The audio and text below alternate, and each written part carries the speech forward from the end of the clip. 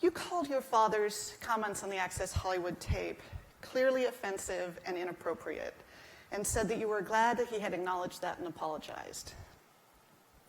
But I'm sure you understand that many people were not just offended by the language, they were offended by the actions he was describing. Were you? Way to warm up. Yeah. Thank you, Nancy. It's lovely to be here in California. Well, I think my remarks were clear on this front. I did find it to be offensive. He acknowledged it was as well. This tape was over a decade old. I'm sure he didn't remember this conversation, but was very embarrassed by it. And he expressed that not only to me personally, but to the American people.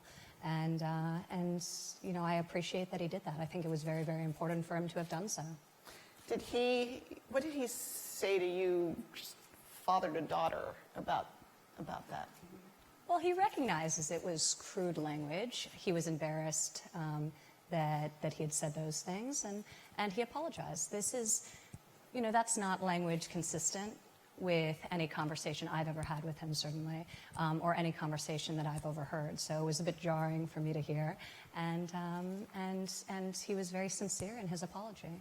So, you know, I have the good fortune of knowing my father so well, not only as a parent, and he's been an amazing parent to me. And I'm now a mother of 3 children, ages 5, and from 5 to 3 to 6 months. So I don't take for granted in any way how hard it is to be a good parent. And he was a loving and supportive and tough at times parent who challenged me and my siblings to achieve our potential and helped us find purpose in our lives, which is what any parent can do. But I've also known him in the capacity as a leader and an executive at the Trump Organization, where I've also worked in addition to my own brand for over a decade. And I've seen him inspire tens of thousands of people.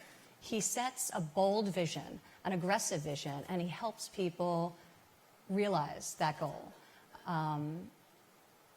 You know, there are some people who are managers of people, and there are some people who are leaders of people, and he is very much a leader of people. And I've seen it my whole life in a business capacity. So I know him so well personally and professionally.